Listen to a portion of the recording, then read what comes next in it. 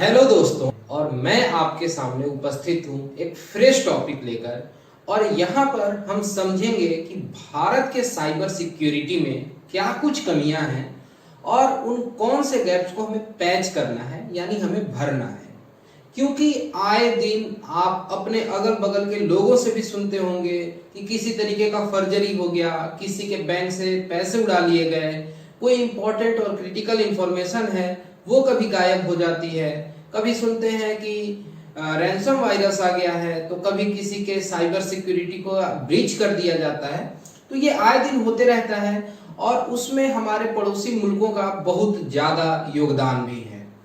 तो हमारे लिए क्या जरूरी है, किस तरीके की सेफ्टी नेट बनाई जाए ताकि हम चीजों को अपने हिसाब से कंट्रोल कर सकें और हम एक सिक्योर कह लें कि एटमॉस्फेयर कह लें, सही वर्ड होगा, कि अपने लोगों को दे सकें। क्या कुछ हमारे पास संस्थाएं हैं, उनमें क्या दिक्कत है कि वो सही ढंग से काम नहीं कर पा रही हैं। और ऐसा कहना बिल्कुल सही है कि सही ढंग से वो काम नहीं कर पा रही हैं, क्योंकि आए दिन कुछ ना कुछ ब्रीच होता ही रहता है।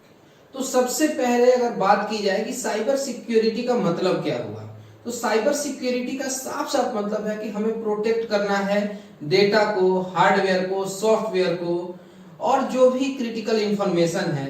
और इसके लिए हमारे पास एक प्रॉपर फ्रेमवर्क होना बहुत जरूरी है।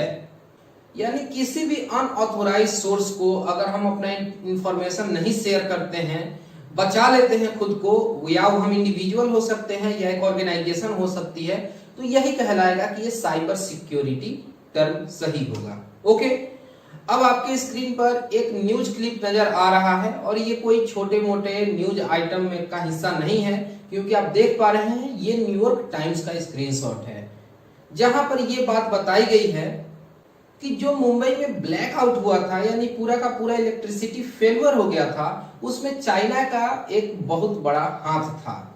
अब देखिए, इस पर कई तरीके के अपने अपने ओपिनियन हैं। जैसे कि जो महाराष्ट्र की गवर्नमेंट है उसका मानना है कि बिल्कुल ये साइबर अटैक के वजह से पावर फेलियर हुआ था, लेकिन भारत सरकार कहती है कि नहीं, ये पावर फेलियर जो है वो किसी भी फॉरेन कंट्री या फिर कह लें कि साइबर अटैक की वजह से नहीं हुआ था। तो देखिए, यहाँ पर कुछ तरीके के पॉलिटिकल इन्फ्लुएंसेज हो सकते हैं, पॉलिटिकली मोटिवेटेड स्टेटमेंट्स हो सकते हैं। और as a responsible country Bharat सरकार एक बार में अगर ऐसा एक्सेप्ट कर लेती है तो ये हमारे लिए भी थोड़ी शर्मिंदगी वाली बात होगी कि हम इतने बड़े नेशन हैं, इतनी बड़ी आबादी है हमारे पास इतने गजब गजब के साइंटिस्ट हैं, हम मार्स पर जा सकते हैं, लेकिन अपने लोगों का डेटा नहीं बचा पा रहे हैं या फिर कहीं पर ब्लैक आउट हो जा रहा है। तो इनके सारे पहलुओं को आपको समझना होगा। ज्यादा जरूरी है कि हम अब इन चीजों पर तेजी से काम करें, बजाय कि पॉलिटिकली मोटिवेटेड स्टेटमेंट्स दिया जाए। तो ये पॉसिबिलिटी है कि जो पावर इलेक्ट्रिसिटी आउटरेज मुंबई में हुआ था अक्टूबर 2020 में, उसके पीछे चाइनीज एजेंसीज का हाथ हो सकता है। और वहां के जो मंत्री हैं वो तो इस बात को बहुत पुरजोर समर्थन के साथ बोलते हैं कि नहीं, बिल्कुल ये साइबर ब्रीच हुआ था। और एक टर्म यूज किया गया, सैबोटेज। तो ये साइबर सैबोटेज है, एक तरीके से पूरे राज्य को या पूरे शहर को रोक देना, थाम देना। पूरी इकोनॉमी पर इसका कितना बड़ा इम्पैक्ट होगा। केवल बिजली काट देना बिजली काटने के बराबर नहीं है, उसके वजह से पूरा ट्रांसपोर्टेशन सिस्टम रुक जाता है, ट्रेनें नहीं चलती हैं, सारे ऑफिसेज बंद हो जाते हैं, वहां पर स्टॉक एक्सचेंज है। कितना बुरा असर पड़ सकता है इसका इकोनॉमी पर, इसको आपको चौतरफा पहलू में समझना हो। और वहां के होम मिनिस्टर यानी महाराष्ट्र के होम मिनिस्टर का कहना है कि वो पूरी रिपोर्ट तैयार करके और उसको वहां के विधानसभा में पेश करेंगे। और ये पहली बार हमारे देश के इतिहास में होगा कि साइबर सिक्योरिटी जैसे मामलों के ऊपर रिपोर्ट लाया जा रहा है और वो सदन में पेश किया जा रहा है। इसके कुछ कंस्ट्रक्टिव इफेक्ट्स भी हमें सामने देखने को मिल सकते हैं। अब इन चीजों के लिए हमारा देश मैच्योर हो रहा है और हम इस पर खुल के बात कर पाएंगे और डेटा को, सिक्योरिटी को, साइबर सिक्योरिटी को हम गंभीरता से ले पाएंगे। और ऐसा नहीं है कि जो मुंबई का पावर आउटरेज है वो पहली बार हुआ है। बात 2009 की है, जब इंडिया के बहुत सारे एम्बेसीज और जो हिमाचल प्रदेश से कंट्रोल होती है तिब्बतियन गवर्नमेंट इन एग्जाइल, उन लोगों पर भी अटैक हुआ था, साइबर अटैक हो चुका है। अपार्ट फ्रॉम दैट, स्टुक्सनेट और स्टक फ्लाई, ये भी कुछ ऐसे वायरस हैं या अटैकर्स हैं जो हमारे ऊपर अलग अलग टाइम में अटैक कर चुके हैं। स्टक फ्लाई है वो तो उन एजेंसीज को टारगेट कर रही थी जो कहीं ना कहीं हमारे स्टॉक एक्सचेंजेस को कंट्रीब्यूट करती हैं, यानी गवर्नमेंट बॉडीज और नॉन गवर्नमेंट बॉडीज जिनका एक डायरेक्ट कनेक्शन सरकारों के साथ है, उनको बहुत ज्यादा खतरा है और ये अटैक्स इस बात का एक समर्थन भी करते हैं। जो तमिलनाडु में कुंडाकुलम प्रोजेक्ट है, वहां पर 2019 में डी ट्रैक के द्वारा अटैक किया गया था और ये अपने आप में बहुत बड़ा एक न्यूज आइटम बना था। जो लोग थोड़े दिन पहले से तैयारी में लगे हुए हैं वो कुंडाकुलम को इस वजह से भी जान रहे होंगे और डी ट्रैक काफी पॉपुलर हुआ था उस समय। तो आप देख रहे हैं कि ये कोई नई चीज नहीं है, हम लगातार इसको फेस कर रहे हैं, बार बार फेस कर रहे हैं। और बहुत सारे दुनिया भर में डॉक्यूमेंटेशन हैं विकीलीक्स वगैरह के, वो बताते हैं कि ये जो चाइनीज एजेंसीज हैं स्टेट स्पॉन्सर्ड हैं, यानी कि वहां की सरकारें ये सब कार्य करवा रही हैं और उनके पास एक बढ़िया टेक्निक है, यानी वो फॉल्स फिंगरप्रिंट छोड़ जाते हैं।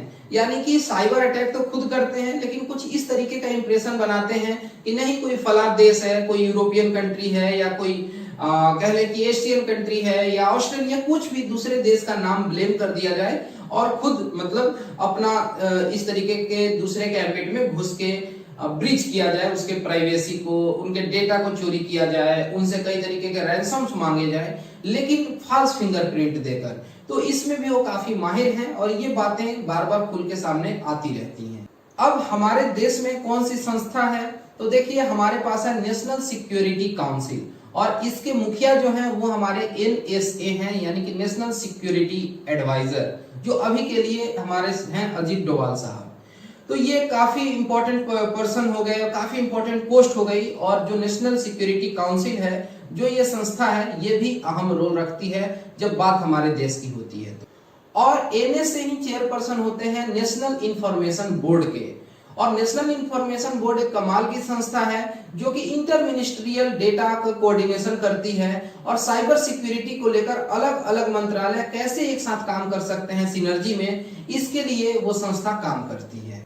और बात 2014 की है जब हमारे पास national critical information infrastructure protection centre बनाया गया था। 2014 में ये संस्था बनाई जाती है और ये बनाई जाती है नेशनल टेक्निकल रिसर्च ऑर्गेनाइजेशन के अंतर्गत। तो ये भी इंपॉर्टेंट है, आप इसको याद रख सकते हैं। और नाम से ही पता चलता है कि ये क्रिटिकल इंफॉर्मेशन इंफ्रास्ट्रक्चर को प्रोटेक्ट करने का काम करेगा। और 2015 में प्रधानमंत्री जी के द्वारा नेशनल साइबर सिक्योरिटी कोऑर्डिनेटर ये संस्था बनाई जाती है, ये बॉडी बनाई जाती है जो कि स्ट्रेटेजिक इंपॉर्टेंस की जो बातें हैं साइबर सिक्योरिटी को लेकर उन पर सलाह दे सके पीएमओ को, प्रधानमंत्री को। तो ये संस्था भी एक्टिवली काम कर रही है। अब सर्ट इन को तो आप जानते ही होंगे, CERT-IN यानी कि कंप्यूटर इमरजेंसी रेस्पॉन्स टीम। तो जो नॉन क्रिटिकल इंफ्रास्ट्रक्चर है उसके प्रोटेक्शन के लिए सर्ट इन एपेक्स बॉडी है और ये बहुत अच्छे से काम कर रही है, अक्सर न्यूज में रहती है, आप इसके बारे में कई बार अलग अलग प्लेटफॉर्म पर पढ़ चुके होंगे। अब आपके मन में सवाल आना भी चाहिए और ये एग्जाम पॉइंट ऑफ व्यू से बहुत जरूरी है कि सर्ट इन किस मंत्रालय के अंतर्गत काम करती है, तो वो है MIT यानी ministry of electronics and information technology.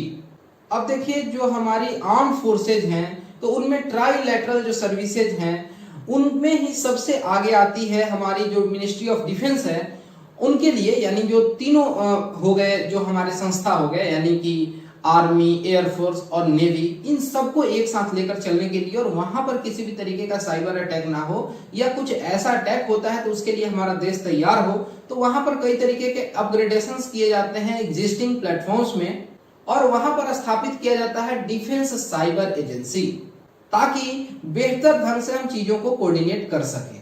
तो हमारे पास इतने सारे संस्था हैं तो दिक्कत कहां आ रही है? तो दिक्कत आ रही है कि इतने सारे संस्था तो जरूर हैं लेकिन इनमें आपस में कोऑर्डिनेशन की भारी कमी नजर आती है।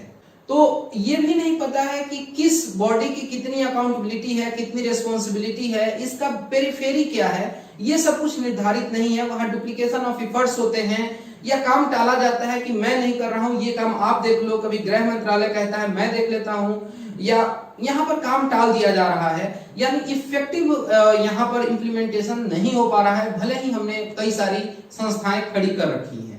तो देखिए यहाँ पर सवाल कुछ ऐसा ही निकल के आता है कि क्या जैसे हमारे पास न्यूक्लियर डॉक्ट्रिन है अपना और हम कहते हैं कि नो फर्स्ट यूज, यानी कि हम किसी पर पहला न्यूक्लियर अटैक नहीं करेंगे जब तक कि वो देश हमारे ऊपर अटैक नहीं करेगा। तो क्या साइबर सिक्योरिटी को लेकर या साइबर विपॉन ऐसा हम भी नहीं तैयार कर सकते हैं? क्या हम इस बात के लिए कैपेबल नहीं हैं? क्या दुनिया को हम अपनी स्ट्रेंथ नहीं दिखा सकते हैं कि अगर कोई हमारे ऊपर इस तरीके का साइबर अटैक करता है तो हम भी अटैक करेंगे, हम इसके लिए तैयार हैं। और जैसे हमारी न्यूक्लियर डॉक्ट्रिन है वैसे ही हम अपनी साइबर डॉक्ट्रिन फॉलो करेंगे। तो बहुत ही पॉपुलर एक कोटेशन है कि अगर आप दुनिया में शांति चाहते हैं, अगर आप पीस चाहते हैं, तो आपके पास जो काफी वायलेंट वेपन्स होने चाहिए। इस बात से बहुत लोग इत्तेफाक रख सकते हैं, सहमत हो सकते हैं, बहुत सारे लोग इसे सहमत नहीं भी हो सकते हैं। लेकिन जिस तरीके से आप देखते हैं कि यहाँ पर पावर को बैलेंस किया जाता है दुनिया में और वर्ल्ड कम्युनिटीज में, वहां पर यही समझ में आता है कि अगर पीस को एस्टेब्लिश करना है तो वहां पर आपके पास ऐसे गैजेट्स, ऐसे हथियार होने चाहिए जिससे लोगों में भय हो, खौफ हो और एक जो बैलेंस ऑफ पावर हो वो बना रहे। तो एक रेड लाइन का डिफाइन होना बहुत जरूरी है।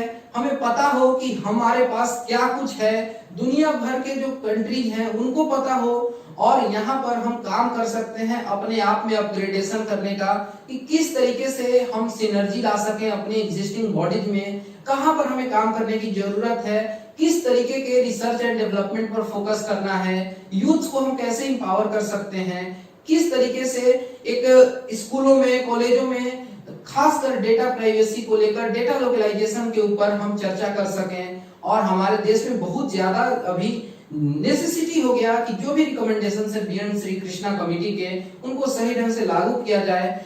डेटा जो है वो आने वाले समय का सबसे इंपॉर्टेंट कहने की मटेरियल है। जैसे कि पहले कॉलोनीज बनाई गई थी मसालों के दम पर, लोगों को डरा के, धमका के, वहां पर यूरोपियन लोग आते हैं अफ्रीका और एशिया में और यहाँ लोगों का दोहन करते हैं। लेकिन आने वाले जमाने में जो होगा ना, वो डेटा का इंपेरियलिज्म होगा।